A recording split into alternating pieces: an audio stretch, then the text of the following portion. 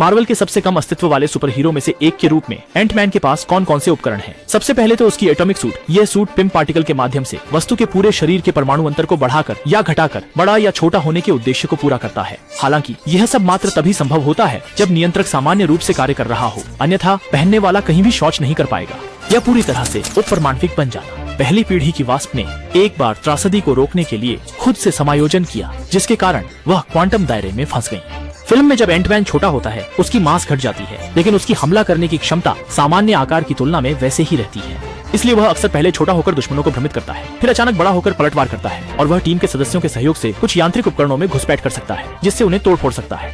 Online अफवाह है कि आयरन मैन ने चींटी आदमी की फिर से घुसपैठ को रोकने के लिए विशेष रूप से उस लड़ाई का डिजाइन किया। वास्तव में चींटी आदमी को बिना। हालांकि छोटा होने के बाद एक और कमी है, क्योंकि छोटा होने से द्रव्यमान का एक हिस्सा भी कम हो जाता है। नतीजा यह होता है कि उसे मिलने वाले भौतिक हमले दोगुने हो जाते हैं। जब वह सामान्य आकार से बड़ा होकर विशालकाय बन जाता है तो एंटमैन का द्रव्यमान और ताकत साफ दिखाई देती है। न केवल वह रोड़े को खिलौने की तरह पकड़ सकता है, बल्कि एवेंजर्स एंड गेम में उसने अकेले ही मलबे के नीचे फंसे बाकी एवेंजर्स सदस्यों को बचाया था और फिर एक घूंसे में चितौरी युद्धपोत को गिरा दिया। लेकिन अति विशाल आकार में बदलने के भी नुकसान है, जैसे कि इससे हरकत धीमी हो जाती है और बहुत अधिक ऊर्जा की खपत होती है। अगर समय पर ऊर्जा की पूर्ति नहीं की गई तो यह संभव है कि बेहोशी या यहाँ तक की मौत हो सकती है।